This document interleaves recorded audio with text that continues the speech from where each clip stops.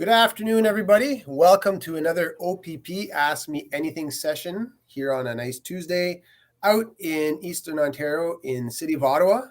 So good afternoon to everybody from wherever you're watching from.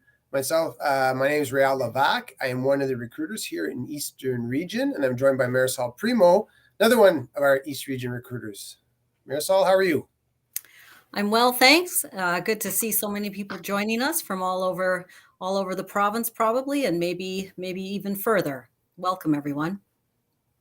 So, to anybody out there that speaks French, parle français, si vous avez des questions en français aujourd'hui, je peux vous les répondre. N'hésitez pas d'envoyer vos questions en français ou en anglais. A little bit, just as things get rolling here and people join us and start asking questions, please, by all means, feel free, send in your questions. We might not be able to answer all of them, but we'll do the best we can to try to encompass some of them that are kind of the same, and hopefully we get to at least most of the questions, depending how busy we are today. I just give you a little bit about myself. I've been with the OPP coming up to 27 years now, and I've spent my career as a constable and mostly at detachment level. I've been with uniform recruitment for 5 years now. Other than that, I've been frontline policing for my career and doing a lot of different roles within detachments, and it helps change sometimes a little bit of the duties and the get a little bit of energy into what you're doing. I rode motorcycles for a number of years, and I did court officer duties, provincial court and criminal court. I was the community safety officer at Ottawa Detachment for a number of years, working with the public, the auxiliaries within our unit here, and also with the media. I also did a breathalyzer technician, radar, LiDAR instructor. So I took on a lot of different roles within the detachment and to develop myself, and eventually got to this position here 5 years ago at Uniform Recruitment. So Marisol, a little bit about yourself.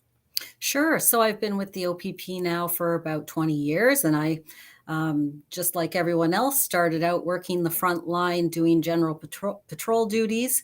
And then from there, had an opportunity to try a lot of different things. I, for a period of time, was a member of the provincial liaison team. So we did a lot of major events and protests and large scale events around the region.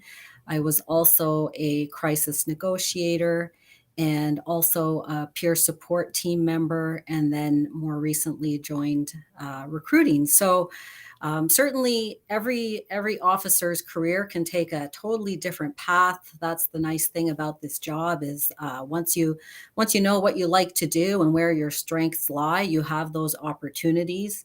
So everyone's career looks different. All right, so we're going to start off. We have one question here. So somebody's asking, if you're offered a position with the OPP as a constable, can you choose a later OPC class instead of the next upcoming class? So when we offer positions, to give you an example, we have 130 recruits going to the class in April. So we're trying to fill up as many spots as we can. We have targets of 135 per class, and there are 3 classes a year in January and April and September. So ideally, we want to fill up those classes. So when we offer you a position, it's because we want you to be a constable with the Ontario Provincial Police, and hopefully that is your goal as well. If there are certain circumstances that stop you from attending a certain class, that can be discussed when a job offer is given to you, and you can potentially be deferred to the next class. It's not designed that way for you to choose a class of your liking. It's usually for certain circumstances, whatever that may be.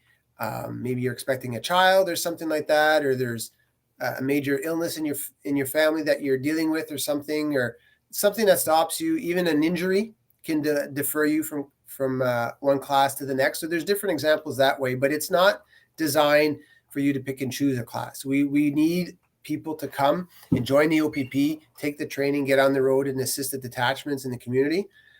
So ideally, you can pick the OPC class that is offered, but we will look on case-by-case scenarios on deferrals if needed. And there's a question here about ERT and TRU officers, whether they do regular patrol duties when they aren't doing their other duties. And typically, they have their own schedule, their own dedicated schedule, and a lot of that is focused around training and call outs. So while there may be opportunities for members sometimes to do regular patrols, generally the nature of their schedule and their job is that they're generally doing their own dedicated duties. Okay, so somebody's asking a question about they put in an application a couple months ago and they have not heard anything. So what does that mean? So no, it doesn't mean your application's been dropped. The first thing that comes to mind is potentially that your emailed application was too large to be received. So when you send in your application, you do get a confirmation email that it's been accepted, and then shortly thereafter, you'll get a file number. So if you haven't received any of those, double check that the application package that you're sending is no greater than 10 megabytes. Anything past that, and it won't get sent through. So although you sent it, it kind of gets lost that way. Our system can't accept that. That's why we put a cap at the 10 megabytes. So please double check that. Outside of that, I would suggest just review your application, make sure everything's still up to date, and just submit it again at that point. I'm not sure what the issue would be there outside of the potential size of attachment. We have a question. If someone were to submit their application this month, would it be possible to be considered for the next class, which would be the September class? And so it's hard to say. It really depends on how many applications we have in the queue and how many are competitive. And then each person's application may take longer depending on the background investigation and just other circumstances. So we're never able to tell someone for sure which class they'll be considered or be ready for if they are offered a conditional offer of employment. If someone were to apply now, it's possible that they might be considered for the September class, but no guarantee. Okay. So somebody's a little bit into my wheelhouse here. They're looking further ahead into retirement and how long they have to work with the OPP to be able to retire. So under regular circumstances, unless you're a mature hire, there's different rules that way. But basically, it's 30 years. You work 30 years with the OPP. You build yourself 2% a year. So when you retire at 30 years, you get 60% of your gross for your best 3 years. That's how it works with us. If you're a mature applicant, what I mean is if you're older, let's say you get hired at 40 years old, you're probably not going to work till you're 70. There's different rules on when you can retire with different types of percentages and things like that. You'd have to talk to the Ontario Pension Board, who deals with our pension for those details, depending where you come from. Same thing if you come from somewhere where you have a pre-existing pension with a different pension plan, they'll be able to explain that to you. But in general terms, 30 years.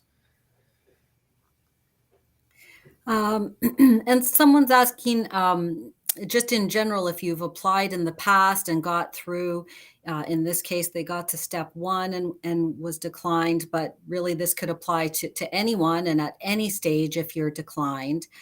As to why that was, generally what we tell people is that you really have to do that self-assessment yourself, looking at the areas of assessment, which if you look on our website or participate in any of our information sessions, we really go into that in a lot of detail. And so you really have to do that self-assessment to look at, okay, where do I feel like I excel and I'm strong? And then where do I have those opportunities for improvement, and really focus on that? Because if it gets to the point where you decide to reapply, then we want to see that development. Chances are, if you reapply and really don't do anything to develop and improve yourself in between, chances are you'll get the same results the second time around. Okay, so somebody's asking, we get this type of question when we do these sessions, so they're good to go over, but how long after hire can you move to a specialty unit? And there's a certain amount of time that needs to be completed prior to transfer. So this is a little bit complicated. So first off, I'm going to start right at the beginning and saying, when you get offered a position, outside of a duration that has a pre-existing time frame to that location, you will be minimum 3 years before you can apply for any type of lateral transfers to different detachments or start applying to any specialty units. Now, that's a minimum of 3 years. When you apply to specialty units, first off, there has to be an opening within that unit, and that gets posted internally through the OPP. And then you have to compete for that position. So you have to build up some competency levels, different competencies for different roles, to be able to compete against other officers for those positions. A lot of those positions are very competitive. There's a lot of applicants for sometimes few positions, depending on the units. So when I say minimum of 3 years before you can start applying, keep in mind that you'll be applying with members that may have 10, 15, 20, 25 years of experience in policing in different roles, and those competency levels might be higher with some of those officers compared to a new, younger 3-year officer. That doesn't mean that you can't be successful in those processes, but they might be a little bit more difficult. So there's no direct transfer, as you may call it, to any specialty unit. You must compete for the position and basically go through that process and be selected for that position from there. So it's quite the process, a lot of work, a lot of preparation to do that. So you always build some different experiences within detachment. You can get secondments within these units to get knowledge and build some of those competencies for a potential future application. Sometimes that's granted depending on the availability of detachments to be able to send you. But that's how it is. Minimum 3 years to start applying for some of these competitions.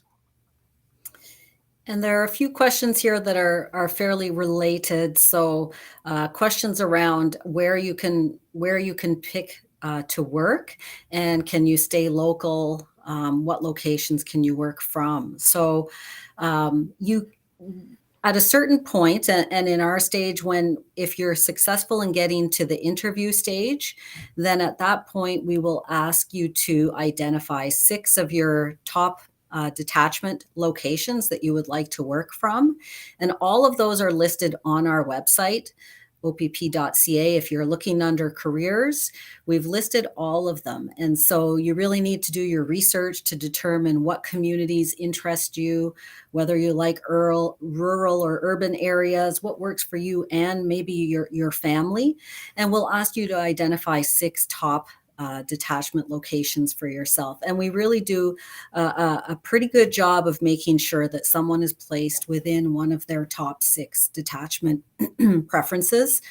So that's the way that works. And so once you've accepted a location, a posting, then you're committed to staying there for 3 years before you can apply for a transfer somewhere else.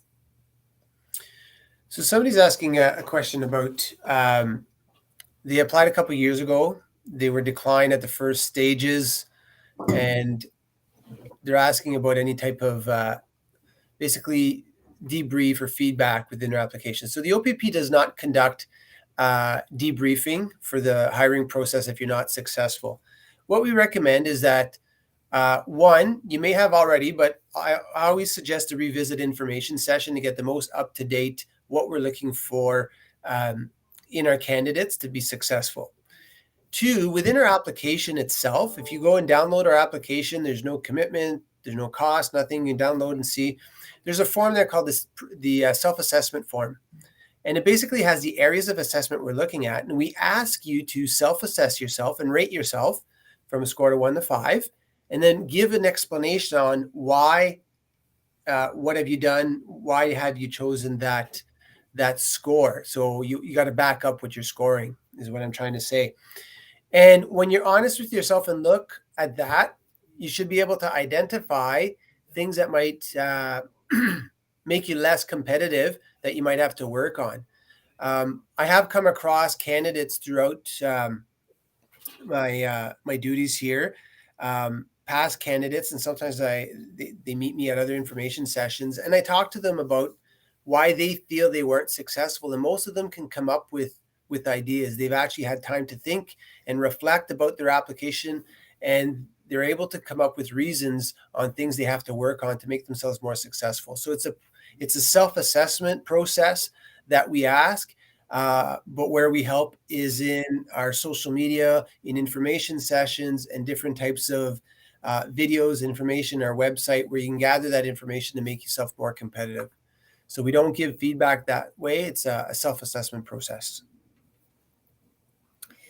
And a question regarding the OACP certificate and vision and hearing form. So if you have completed that testing through the OACP and you've passed vision and hearing, then we do accept those through the OPP, through your application, as long as they are valid, so they haven't expired. And if they show you passing, we do accept those. Okay, I'm going to hit 2 here because one's quick, but if I understand correctly, which location are you able to work from? Can you stay within your area? In other words, can you live within the detachment area that you're working? Yes, you can. Okay, you don't have to live outside of your detachment area. You can live across the street if you want. So that's not a problem there. Just like Constable Primo said, just make sure that you make good, educated choices in those 6 preferred postings when you select them. The stages of the application. All right, so here it goes. So the first stage when you send in your application is part of the pre-screening. Once you submit your application, we start reviewing it, but we'll also send you an email asking you to submit a shuttle run video. You'll have 2 weeks to do so, and then submit it back to us. A recruiter will take that video, have a look at it, and then we'll also look at your application package, and together that's what we use for what we call the pre-screening stage, and that'll determine if you're competitive enough to be invited to an interview. So the next stage is the interview. You'll provide different documents there, including further fitness logs, your detachment posting selections, different forms of more information about your background, and you will have your interview. It's called the local focus interview. There are some competency questions also involved in that interview that we do. And should you be successful at that stage, we move on to what we call the background stage. And yes, we do the background investigation in that stage, but we also do psychological assessment, medical assessment. There's also other checks that we do behind the scenes, like security, things like that. And if you're successful through that, then you may have a conditional offer of employment. So there's many stages to go through, and there's a lot of different hoops to jump through. But if you plan ahead and make sure that you're competitive in those areas of assessment, hopefully that you can be competitive through there. And every stage gets a little bit more, just adds a little bit more depth into our knowledge about you. Every time we speak to you and into the background stage, we get just deeper and deeper into your background to make sure that you're a person that meets the OPP's vision and values of what we're looking for to serve the community. So that's the process, kind of in a quick little wrap up.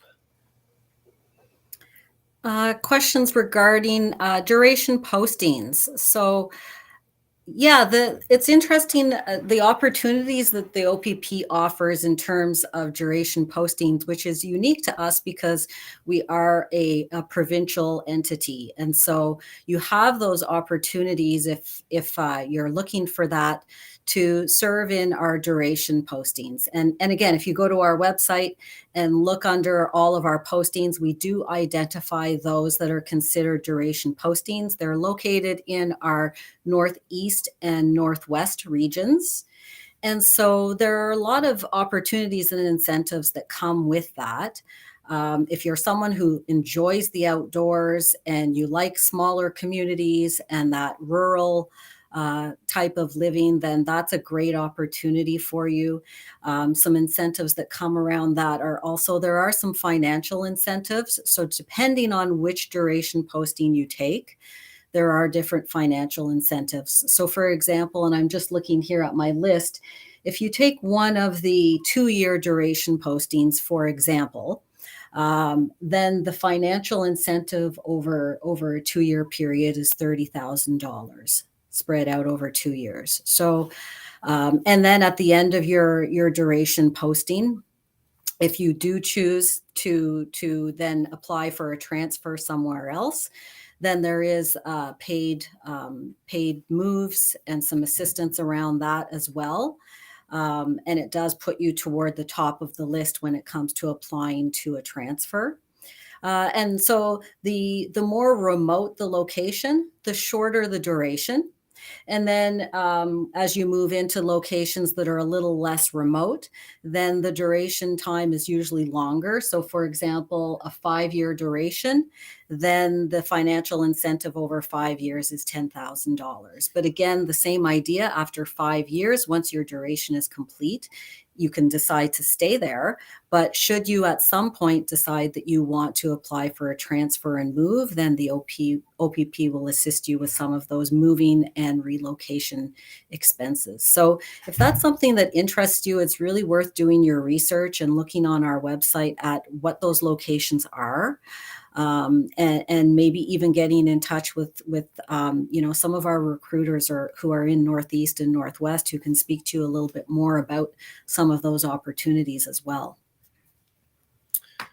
So I'm going to jump into two of them here. They're both reference questions. So do the 3 work references all need to be supervisors or managers?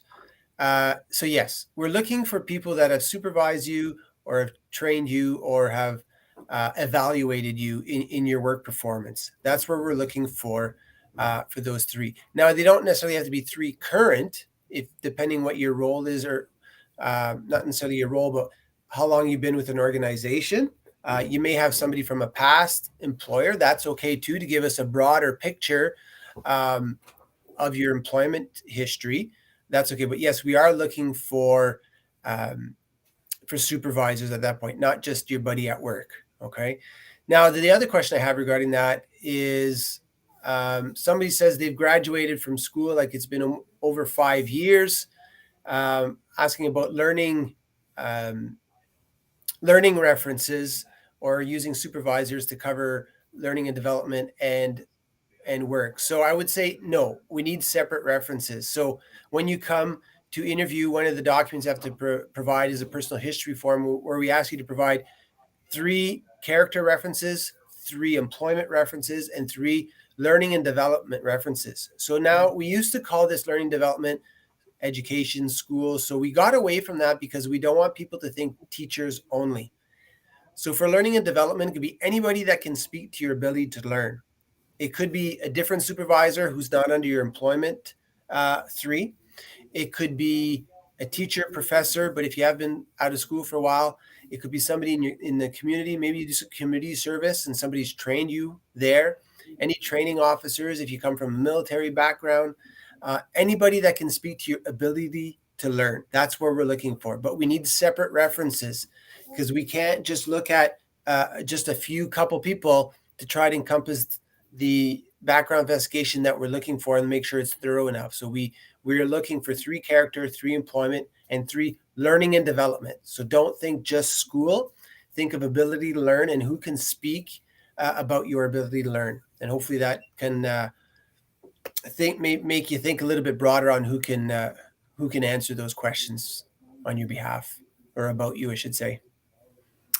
And there are a few here that I can just answer really quickly. So question around, can you apply if you're a permanent resident? Yes. So as a minimum requirement, you have to be either a Canadian citizen or a permanent resident. And once you have your permanent residency, there's no waiting time. You can apply right away. And then just another quick one here. Can someone start out on this job in their 40s? And the answer to that is, again, yes. So the minimum requirement to apply is that you must be at least 18 years of age.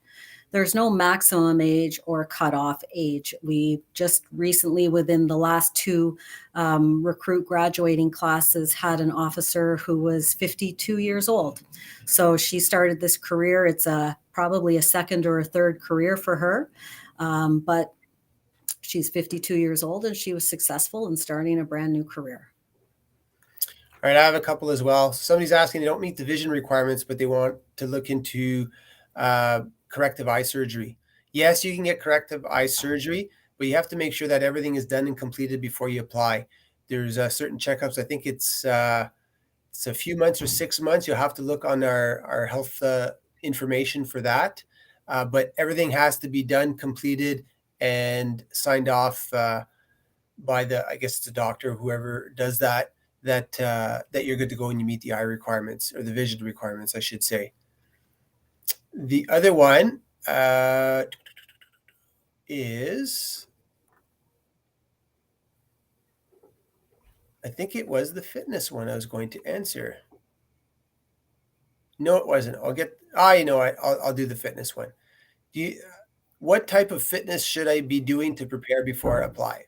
So we are not fitness mentors. That is not what we do as recruiters. What I'll do is I'll tell you what the fitness requirements and expectations are, and you're going to have to train accordingly to meet them. So in the application process itself, requirement is that you must do the shuttle run, the 20-meter shuttle run using the Leger audio. That there might be different ones out there with different cadences. We use the Leger shuttle run. And it's a 20-meter shuttle run that you'll do at the beginning of the hiring process and at the end of the hiring process. And that shuttle run is also part of the requirements that the Ontario Police College requires you for the fitness portion to pass the shuttle run at minimum level 7, and the prep test, which is like the obstacle course portion as well. If you look at YouTube, put Ontario Police prep test. There's videos of it out there if you're not familiar with it. There's also an organization out there that will do it. I think it's about $80. They'll run you through the shuttle run and the prep. It's Police Fit Canada. We don't accept those results as the shuttle run video, but we accept them as basically an enhancement to your file to show that you have the ability to meet the standards. So we look at that and note that, but it won't count for that shuttle run video that we're going to ask you to do. You must do that on your own at the time we ask you, through the process that we ask you.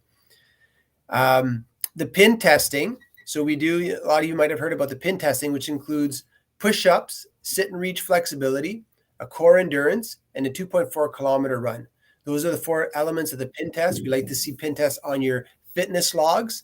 If you're invited to training, if you get a conditional offer of employment, you will be doing the pin test with the OPP Academy. You will be doing the pin test at the Ontario Police College. We expect you to do it. We expect you to pass it at 75% to pass. If you look at our fitness logs, at the top of the fitness logs, which you can find on our website, there is a link to the scoring matrix for the logs, or for the pin test on the logs. And that'll give you an idea of where you stand. So go out, do the pin, and give you an idea of where you are and what you're going to have to work on to get yourself up to a passing mark or higher. So shuttle run, prep test, our requirements, the pin test, their expectations that we ask you to do.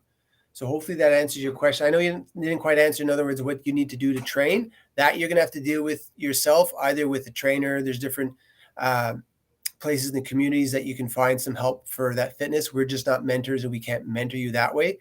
But hopefully with that information, you can find your path on what you need to do. And someone's asking about length of training and where does it occur. So let's say you've gone through the whole application process with us, and you're offered your conditional offer of employment, which you've accepted. So now you're ready to go off to training. So the first week of training happens at OPP headquarters at the OPP Academy in Aurelia. And so you do a first week there of kind of training, getting to know the rest of your recruit class, getting some of your equipment, and doing some fitness for that first week. And then from there, your whole class will then go to the Ontario Police College, which is in Aylmer, Ontario, and spend 13 weeks there with your whole OPP class, but as well all of the other recruits from throughout Ontario, all of the police services. So 13 weeks there, very immersed in it, learning all of your authorities, provincial statutes, criminal code, driving training, all kinds of scenario work, use of force. So that's 13 weeks. And then after that 13 weeks, then all of the OPP recruits then go back to Aurelia, to the OPP Academy, for another 8 weeks of training. A lot of this is specific to OPP policy and procedure, our equipment, some more top-up training in terms of scenario work. And then at the end of that 8 weeks, you'll report to your detachment where you're paired with your coach officer, and spend some time with your coach officer where you'll be doubled up with them days and night shifts for a period of time. And then once they determine that you're at a stage where you're able to do so, then you'll be able to go out on your own during the days, still partnering up at night. And that probationary period generally lasts 10 to 12 months, where you're mentored and supervised by your coach officer. So another question regarding vision. So for vision requirements, it has to be 20/20 corrected, 20/40 uncorrected. And then there's a color blindness test as well. So you have to look at those requirements there. You can find them through our frequently asked questions on our website. So if you look, there's a link through it once you get to the medical requirements and the frequently asked questions. So 20/20 corrected, 20/40 uncorrected. So here's a quick 2 questions. Is there a signing bonus? No, there is not a signing bonus if you're offered a position with the OPP. Okay, the only kind of financial incentive was mentioned if you go up to a duration. There is a financial incentive if you take on a duration posting. And the other one is, do you have to pay for OPC, or is that covered? You have to pay tuition for the Ontario Police College, not the Provincial Police Academy, okay, but the Ontario Police College does have a tuition. It was supposed to change for the April class, but the last I heard it was just over 15,000. But it looks like April they were going to bring it up to just under 20,000. But I haven't heard what the final amount was for this class starting, if it actually changed or not. So it's significant from that point. You can choose different options. You can pay for it yourself. You can borrow the money yourself, or the OPP Association has a credit union, and they'll offer you some assistance there in a way of loan with some half decent rates to be able to cover that, and they can just take it off your paycheck once you get started. You are paid during your training at a lesser rate. There are different increments as you get through your training and different time frames. It takes about 3.5 years, I believe, to get to first class, and there's different increments through that 3.5 years. But there is a cost, yes, to attend the Ontario Police College. Question regarding information sessions, and sure, you can attend information sessions anywhere you want. It doesn't have to be just in your area where you reside or where you think you might be applying. Certainly, it's a great opportunity to interact with recruiters from all over. So if you have that ability to move and get around and go to an info session that's not necessarily near you, then by all means. Some of them you have to register or enroll. So just make sure you've done that if that's a requirement for an in-person session. But by all means, the more you go to and meet more recruiters, you'll always learn something new at each info session and from each recruiter. That's for sure. Somebody's asking, if they're not successful in the constable process, can they still apply to the auxiliary unit? The answer is yes. You can still apply to the auxiliary unit, and you can still apply to special constable positions. Just keep in mind, depending why you were not successful, however, that may affect your application with those other entities as well, particularly if there's something drastically, if we're getting into integrity issues and any poor performance issues, things like that, really bad driving. There's a lot of factors that can make you not competitive, but it won't stop you from applying. But depending what those reasons were, that might affect you that way. And when it comes to the application process and hearing back from us, because I saw a few questions that are kind of related on this topic, in terms of hearing back from recruiting at each stage, So generally, we really like to stay on top of each application, each candidate, and communicate back to you as soon as possible after each stage. So whether it be right up front at the application stage or any time thereafter, whether you're successful or not successful at each stage, we really do our best to give you that feedback and let you know whether you're being accepted or declined as soon as possible. Having said that, we get a huge volume of applicants, and we're processing candidates constantly. As we said, right now, we have 130 people going into our upcoming class and hope to keep filling classes of that size. So we can never guarantee how quickly you'll hear back from us. Typically, we really do our best to stay on top of that and let you know within a matter of weeks, but we really can't commit to any firm deadline or time frame. So there's a question about COVID. So answer a little bit. You do not have to have COVID vaccines to work with the OPP, and masks are following public health guidelines. You can choose to wear a mask at any opportunity, should you choose to, whether in the office or on calls in the cars if you're doubled up. That is not a problem from there. So hopefully that answers what you're asking for that. There's a question, would it make more sense to complete the background check first? Well, no, that's a very labor intensive process. So we can't do that. If we put at the beginning, we'd be doing background checks for pretty much everybody that applied, and it would just be too time consuming to try to do that at the front end rather than the back end. Question about the Ontario Police College. So the cost of tuition, that does include your room and board as well. So when you pay that $15,450 up front, then that does include room and board. So you don't pay that on top. Okay. And that goes the same thing. When I said no cost for the Provincial Police Academy, that also includes lodging and food during the week. And you're allowed to leave on the weekends and go home should you choose so. Then you're on your own for expenses for that. But we do cover during the week. We did cover this, but somebody's a little bit late here about posting. So about choices of where you get sent. You submit 6 preferred postings when you get invited to the interview, and we try really hard to work with candidates to give them one of their 6. So make sure it's an educated choice of detachment that you put on that list. It's somewhere that you actually want to go. And most candidates get one of their 6 preferred postings when they get an offer of employment.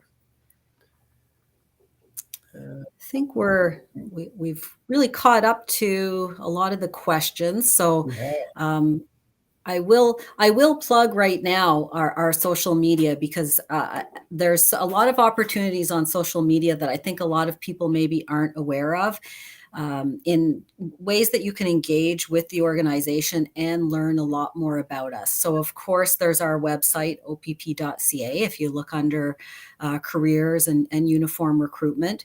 But then OPP Hire, we're also on Facebook, we're on Instagram, we're on YouTube. And we also have a really great podcast from one of our recruiters, Sergeant Dan Mills. It's called Reflections Inside the OPP, and it's a terrific podcast where you get to hear the stories of a lot of new recruits, but also more experienced members, and hear about their journeys. So those are just a few opportunities to learn more about the organization. Okay. So somebody here it kind of falls into my earlier explanation of process. So how soon could you get a job after training has been completed at the college? So when you get a conditional job offer, you get offered employment. We have a position for you, and we offer you such and such a detachment. And with that, that's when we say you're going to go off to training, and then you go to that detachment that we offered you. So you're hired at that point, and everything flows from there. So it's not go to training and then we find you a spot at some time somewhere. It's we hire you, we send you to training so you can do the job. at that point. So it's a direct flow from there. There's no time in between. You jump from Ontario Police College to the Provincial Police Academy and then to detachment. And question here about how many applications we're getting. And so the answer to that is we get a lot. I can't give you a really specific answer other than to say we get hundreds in a month. And so the process is really competitive. And of course, we're looking at all of those applicants and selecting the ones who are the most competitive. So that's where I always like to encourage you to apply when you feel that you are at your competitive best, which is the term we like to use. So that's where I really encourage you to watch an information session or go to one in person, learn about our areas of assessment, make sure that your fitness is at least at the minimum requirement, if not higher, so that when you apply, you're really maximizing your opportunities and your chances of being accepted and moving through our recruitment process. Because of course, if at any stage you're declined, then you have to wait for 1 year to reapply. So really apply when you feel like you've done everything you can to make yourself stand out as the top applicant. And I'm just going to add a little bit, something that came to mind saying that is that when you look at your application, you're getting ready to apply, you've gone through the areas of assessment, be honest with yourself and address those things that you think might be an issue if you move forward too fast. In other words, some people like to say, I want to apply for this class and I'm going to rush my application because I want this class. Apply when you're at your competitive best. What happens, sometimes it's better to wait a couple months, tweak a few things rather than apply too early, be unsuccessful, because if you're not successful at any stage in the process, you cannot reapply for a year from when you get notified that you're not successful. So sometimes it's better to wait a couple months, as hard as it might be, tweak a few things, make sure that you are at your competitive best so you don't have to wait that year if you're not successful. All right. We'll do one more question here. It just popped up. Affect your chance of getting your first choice. So your competitiveness doesn't necessarily make it that you'll get your first choice. We try to place candidates based on detachment and organizational needs and what candidates have to offer the organization. And it's a bit of a mixed bag between all the different candidates and all the different choices and all the different areas in detachment that have openings at the time that we have to fill a class. So there's a lot of different factors on how a candidate gets one of their 6 choices. It has nothing to do with competitive if compared to one person, or even if you put 6 duration postings, it won't make you more competitive than another person that puts 6 East Region detachments. Okay, so we don't look at that way. Just put in the 6 that you want, and then hopefully you run through the process and we have a position for you. So things have been a little bit slow in the way of questions. So I'm going to reiterate with Constable Primo said about social media: Facebook, Instagram, Twitter. We are all on there. We are on LinkedIn as well. The opp.ca/careers. Within our website, there's a lot of information. There's a frequently asked questions. There's a section that will tell you what our upcoming events are, whether it's an interview session, the Ask Me Anything session. Some of them you have to sign up for. There's limited space. We have virtual sessions. We have in-person sessions. There's a lot of different opportunities for you to get as much information as you can and as you need to be successful in this process. So please reach out to those different social media, different opportunities there. Marisol, anything else in closing at all? No, just wish everyone the best of luck with your applications moving forward.